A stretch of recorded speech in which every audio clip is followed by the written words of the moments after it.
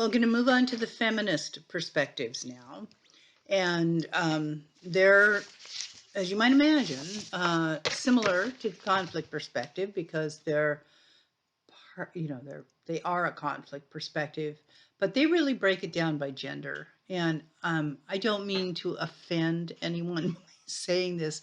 I just thought it was an interesting and humorous title. You see some of these books behind me. There's a lot more in other places, but one of them is an older book. It was published in the late 90s, and it's the title of it is Men Are Not Cost Effective, and it is about crime in the United States and criminal justice system.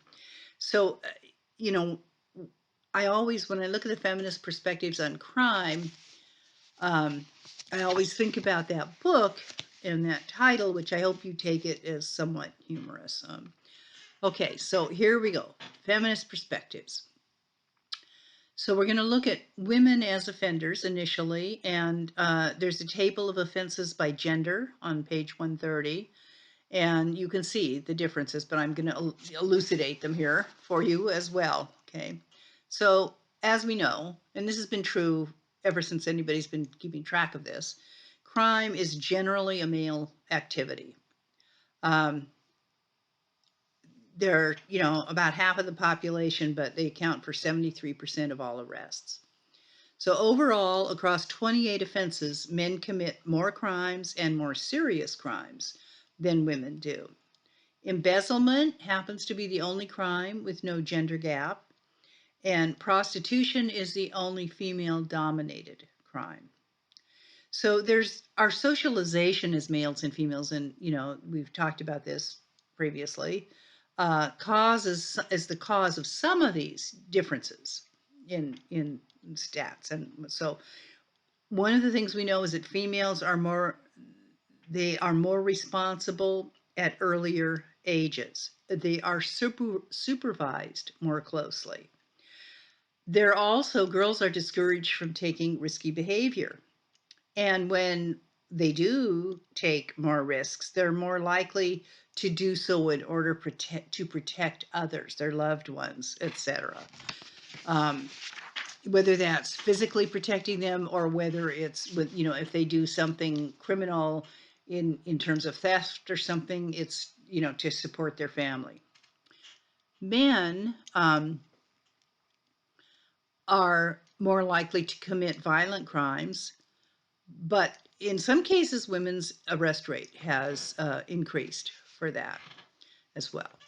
So between 2006 and 2016, male arrests dropped for all offenses except for larceny and theft. And female arrests rose 26% for larceny, theft, and 20% for property crime. So those theft type offenses dropped for men and rose for women. Why? Well, more women are in the white collar occupations now, and they have more opportunity for larceny and that type of thing. And also because women tend to have lower income jobs, and they might resort to crime such as shoplifting or petty theft or whatever. So almost all arrests are adolescents. 70% boys. Oh, I'm sorry, almost 9%. I knew that wasn't right. Almost 9% of all arrests are adolescents. 70% are boys. But girls' arrests have increased from 17% in 1980 to 30% in 2015. But remember, the boys are 70%. And to go back, this is all about socialization, this section. But recently a Republican candidate, and I saw it on a news program, was talking about boys' problems in schools and the lower graduation rate of males and that type of thing. And but what he wound up with, he said, mothers make monsters of your boys. And well, you can imagine my surprise and sadness and shock when I heard that. But at any rate, that was said, and it was out there in the public for now. So now let's look at women as victims. So many of the serious crimes are male against male. Things like murder and robbery are predominantly male. Women and girls are almost always the victims, as we talked about earlier, sexual assault, rape, intimate partner violence, stalking, sexual exploitation, sexual harassment, female infanticide, etc. Female infanticide, if you don't know and haven't taken an anthropology class, is when female infants are killed. This happens in many, many, many, unfortunately, cultures, India and China, primarily in the big cultures, because of male preference for sons. Why is that? Well, the term is patriarchy. Look at the way it's spelled, Patrarchy. Patri refers to father, the prefix of the word. That means father. Think about paternal. It's the Latin root for father. Archy is power. Think about monarchy. In anything where you see the word archy, the prefix as the end of the word, the prefix tells you who has the power. Monarchy, a single person.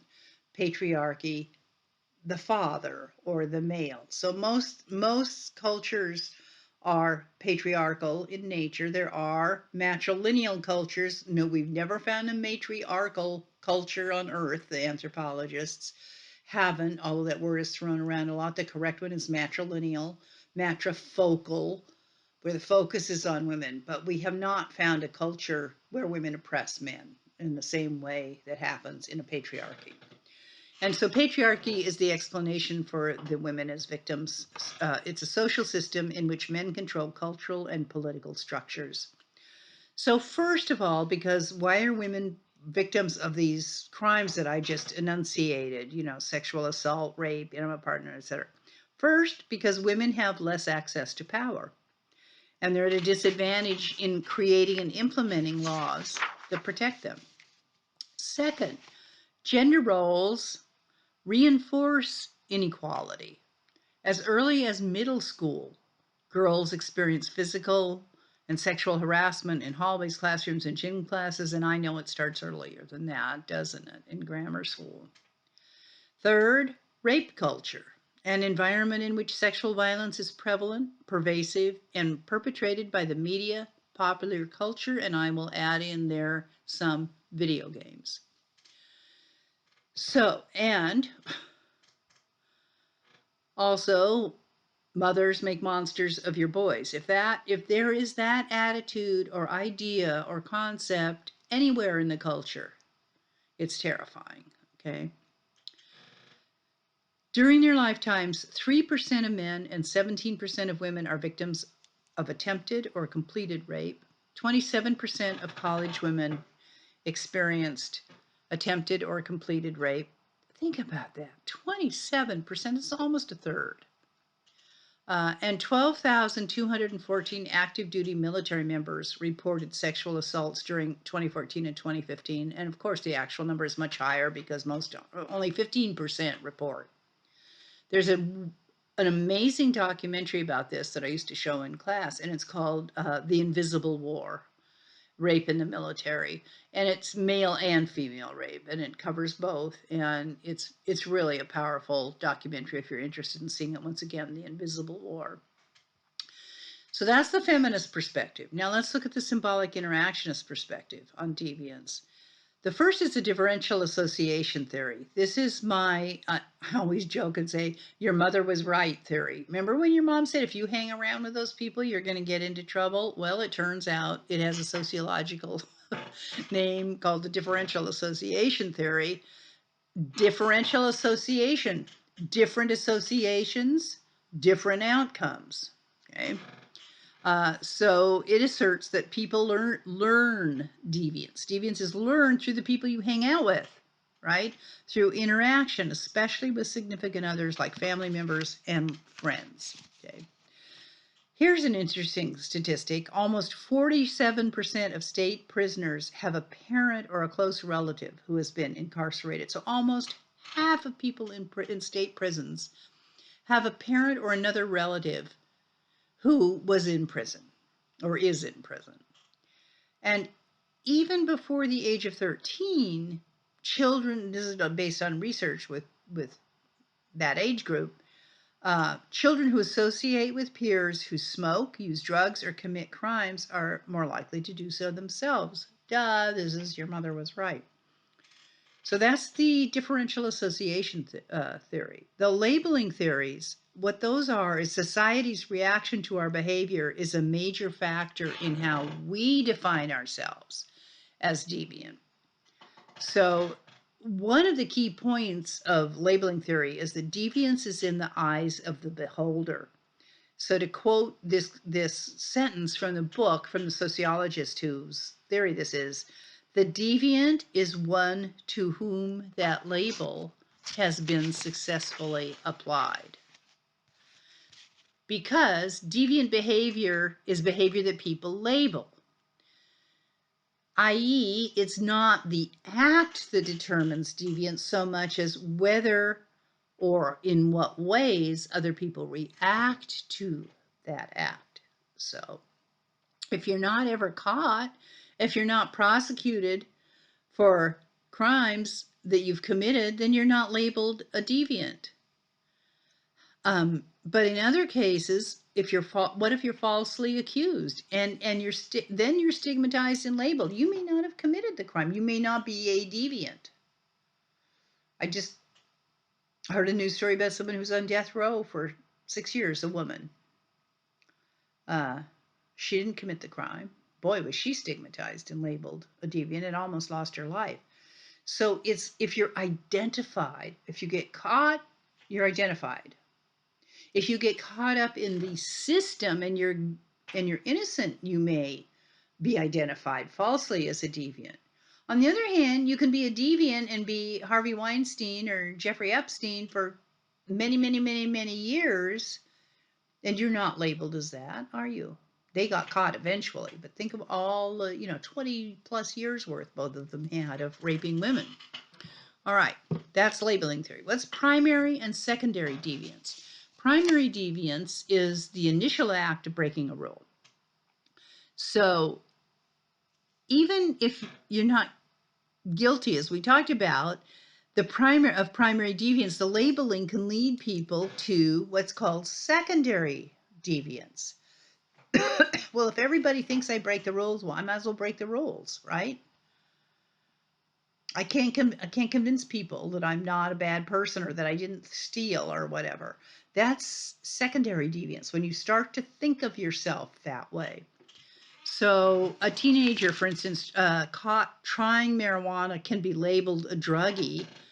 And then if they're rejected by others because, oh, he's a druggie or she's a druggie, then they start to apply that label to themselves, associate with other drug users, and become involved in the drug subculture, all because of that initial labeling. So according to the primary and secondary deviance theory, a single deviant act is not necessarily going to result in the secondary deviance. But the more times a person is labeled, the more likely they are then to commit the actual deviant act.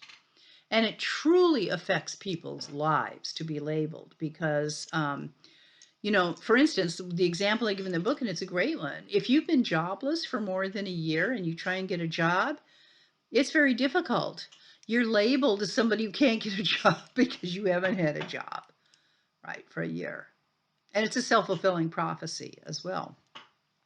Now, the medicalization of deviance is extremely interesting.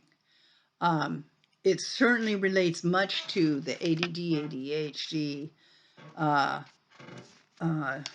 huge epidemic of diagnoses in America. We have the highest diagnosis of that of any country on earth by many times over. So the medicalization of deviance, that's not the only example, but it's one that you may be familiar with. Medicalization of deviance is diagnosing and treating a violation of social norms as a medical disorder. So as you probably know, the DSM, the Diagnostic and Statistical Manual of Mental Disorders, is, the Bible of this kind of thing. And the number of disorders increased from 106 to from 1952, when it was originally created, the number of disorders that have been added, it went from 106 to 400 in 2013. So an example of medicalization of an example of the medicalization of deviance is diagnosing and treating a violation of social norms as a medical disorder. That's where I bring up ADD, ADHD thing. That's not true for all diagnoses of that, but the overdiagnosis tells you that something else is going on, right? And it has very far-reaching effects, of course, any labeling from the DSM. In terms of, for psychiatry, certainly for the pharmaceutical manufacturing industry, the legal system, who's normal, who's not, who's considered disabled, and it has huge implications for stigma, because the more disorders you put in, the more people get labeled. And the Britney Spears situation that we've currently been seeing, in the conservatorship that her father had over her, is a good example of this, of how it can affect people's lives. So now we're going to move from all those theories into how society deals with crime and deviance, and in the form of what's called social control, which are the techniques and strategies that regulate people's behavior in society. So the first theory is control theory, and it proposes that deviant behavior decreases when people have strong social control and bonds. And those bonds are based on a series of things. The first one is attachment to other people, to friends, to family, those types of things. The second is commitment, some commitment to conformity, some commitment to wanting to participate in your society and your culture the way it's set up, following its norms and values. The third one is involvement, and that means that you're involved somehow in activities such as education and employment and civic organizations and clubs and things of that nature. The fourth is belief. There has to be some level of belief in the social norms and values, like in our culture, in being moral and ethical and obeying the laws, that type of thing. So most conformity is due to the internalization of those four components: attachment, commitment, involvement, and belief.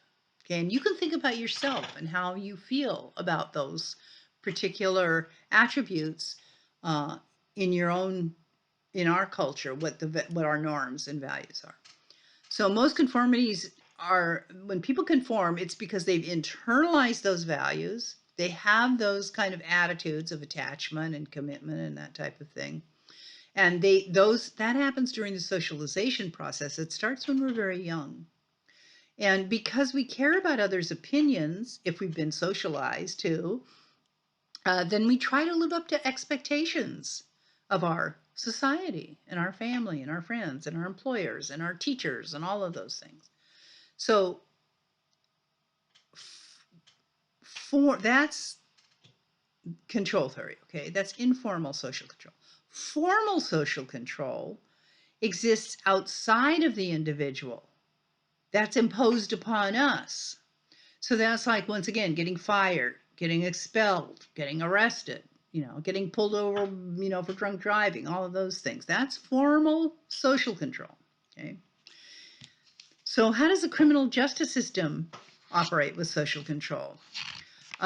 Well, they're the government agencies that are charged with enforcing the laws, judging offenders, and charging criminal behavior. I'm sure you know that. So the first way to look at this is prevention and intervention. So first of all, going back to conflict theorists for a minute, you've got structural inequality in the society. And you have inequality in employment, housing, education. And those components of society. Employment, housing, and education are the best predictors of violence and crime. Okay, those categories, whether you have employment that can support you, whether you have housing that is safe and enough rooms for everybody and things work in it, and how much of an education or how good of an education you've had as well in terms of primary and high school. Um, so here's the deal. And having worked for Head Start for so long and written the Head Start grant for Coos and Curry County many years ago, I know this to be true. I had to do the research. It costs taxpayers about $34,000 annually to keep someone in prison. It costs about $12,000 per K through 12 public school pupil to keep them in school. Now listen to this. A 10% increase in high school graduation rates decreases arrest rates by 9%. Okay. So, round it up to 10%. Okay. You increase high school graduation rates by 10%, and arrest rates drop by 10%. Okay. From 1979 to 2013, spending on prisons grew 3 times faster than spending on education. And prevention, of course, is so much less expensive than punishment, not only in terms of dollars, but in terms of pain and suffering to people and families. It's so much more humane, and you lose so much potential human capital by locking people up, right? Human capital means what someone could do if they were supported, if they had a decent education, if they had gone to preschool, etc. So nationally, once again, states with the most firearms and fewest restrictions have the highest gun-related violence, homicide, suicide rates. 85% of Americans support background checks, but only 55% want strong gun control laws. So how we think about these things, right? So let's now look at social service agencies and community outreach. So compared with police-only interventions, this is where now they're trying to get teams to go with the police, social service people, or people working with the homeless, where it's not a threatening situation or a violent situation that often can become one when only the police show up. So here's the research. Compared with police-only interventions, when police and local social service workers respond together to intimate partner violence, as an example, the victims experience significantly less violence even months later. Why? Because it's a collaborative partnership that the police and the social service agencies that provides victims with more strategies and resources, like getting medical attention, protection orders, going someplace where the partner can't find them, that type of thing. But the police definitely, their primary role is to enforce laws. But can they prevent crime? Well, they can deter some crime by patrolling high crime areas, which temporarily reduces crime simply because the criminals, the drug dealers, whatever, move to a different neighborhood. So police pretty much cannot prevent crime. Compared with 41% of whites and 31% of Latinos, only 14% of blacks have a great deal of confidence in the police. And that's due to racial profiling, of course.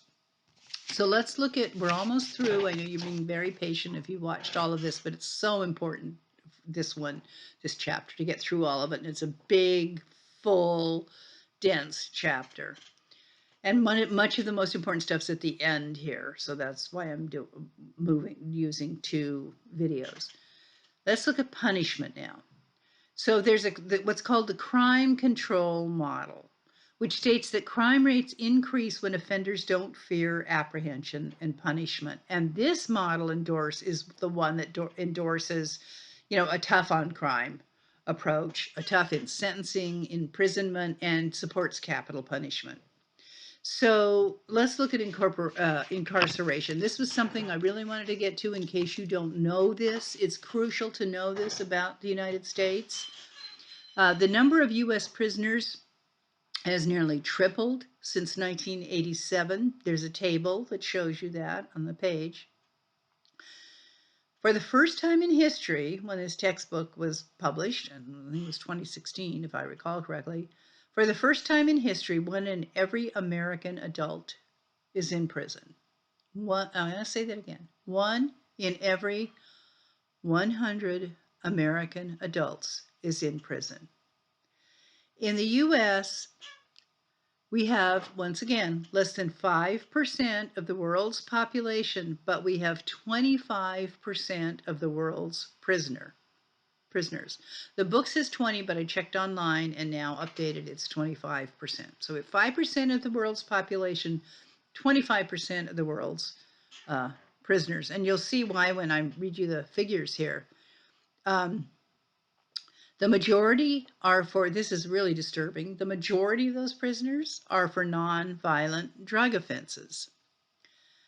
We have the second highest, after the Seychelles in Africa, per capita number of inmates. That means per so many per population.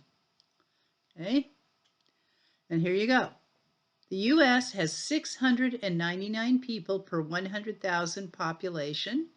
That's per capita, which is ahead of Russia, which has 445, Cuba, which has 510, China, 119, you'll love the next two, Germany, 78, and India, 33. That's per capita, okay? Of all the state and federal prisoners, 93% are men, but that varies by race and ethnicity and sex, and there's a table for that as well on that page. The rates, of course, are highest for African Americans, both male and female. If current trends continue, 1 of every 3 Black males born in 2013 will go to prison in their lifetime. 1 of every 6 Latino males, compared with 1 of every 17 white males. The major reason, of course, are arrest disparities. So white adolescents, for example, are 30 times more likely to use cocaine and other hard drugs, but Blacks are almost twice as likely to be arrested for drug offenses. And the sentencing is very different when they are, by the way. So the imprisonment rate in the U.S. has actually been dropping since 2007 because arrest rates have declined, but the prison counts dropped primarily due to budgetary issues. So releasing low-level offenders, for instance, because of budget situations. So the assumption that you hear all the time, right, that more people behind bars results in lower crime rates is not correct. State spending on corrections went from $17 billion in 1990 to $57 billion in 2015. But because recidivism has barely changed since 1990, recidivism, I'm sure you know what that means. You're released from prison and you reoffend and you're right back in prison. Okay, we have the highest recidivism rate as well of any industrialized nations anyway. So recidivism has barely changed. 68% released from state prisons are arrested for new crimes within 3 years, 77% in 5 years. Okay, because we don't do any rehabilitation anymore in prison. And we'll look at that in just a minute. We're almost done. But let's look at capital punishment. Half of Americans support it, which is down from 89% in 1994. But I don't know if you know this either. By 2015, half of the world's nations, including developing countries, had abolished the death penalty or suspended executions. 31 states have the death penalty, but the number of executions fell from 90 in 1999 to 10 in 2017.